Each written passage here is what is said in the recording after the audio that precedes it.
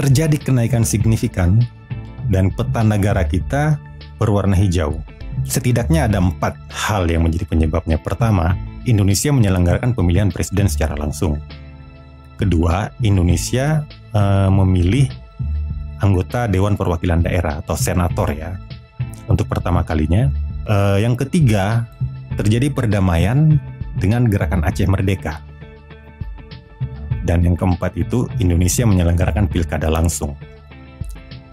Tapi kalau kita melihat penyebab naiknya Indonesia ini memang bukan semata-mata kerja satu orang SBY saja ya. Kita bisa juga memberikan kredit kepada Presiden Megawati, karena pemilihan presiden langsung dan pemilihan anggota DPD itu keduanya diselenggarakan di era pemerintahan Megawati. Setelah penurunan di era SBY, penurunan sedikit di era SBY, di sepanjang era Jokowi itu kita mengalami stagnasi.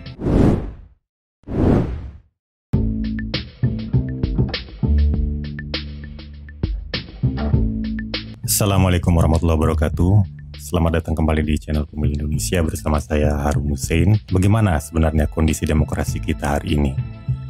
Apakah demokrasi kita baik-baik saja ataukah sedang bermasalah?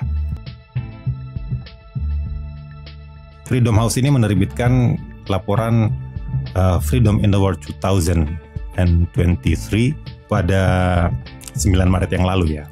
Judulnya Marking 50 Years in the Struggle for Democracy. Jadi ini juga menandai 50 tahun riset yang dilakukan oleh lembaga ini ya. Freedom House ini meluncurkan laporan Freedom in the World 2023 yang sebenarnya menggambarkan kondisi sepanjang tahun 2022 ya. Ini adalah kondisi dunia. Indonesia berwarna kuning.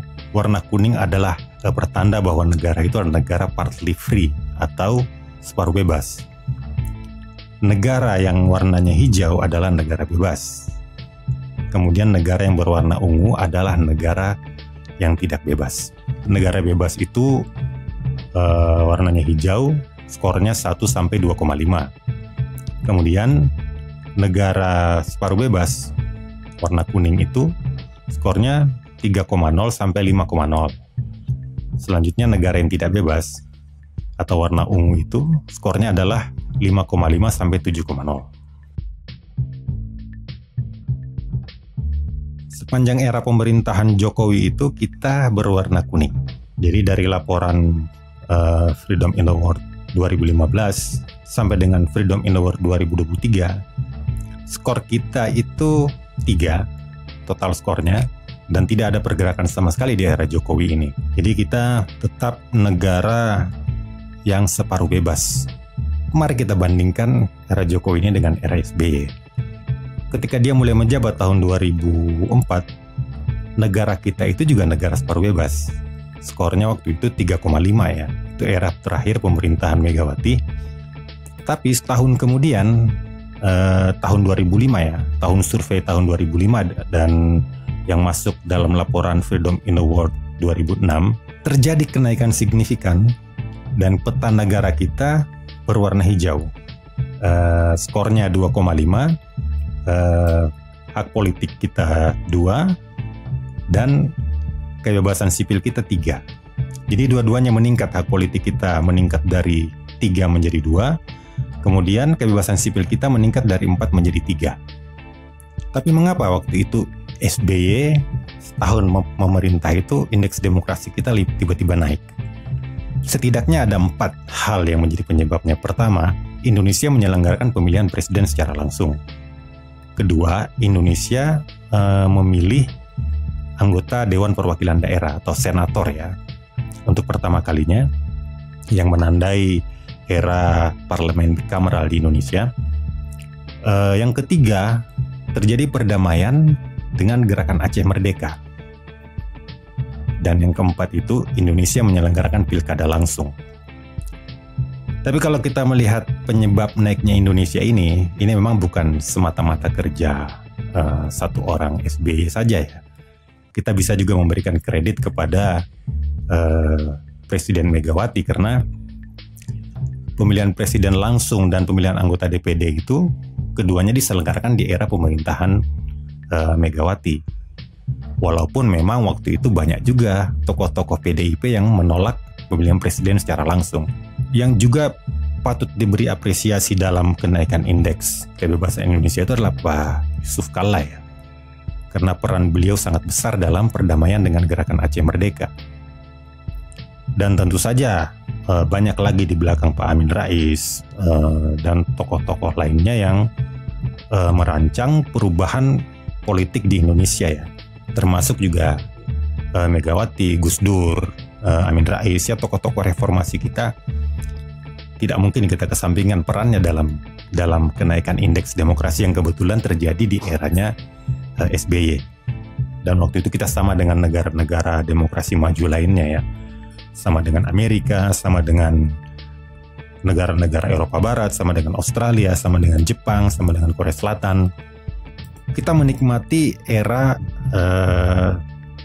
kebebasan sebagai negara bebas di era SBY ini selama 8 tahun ya.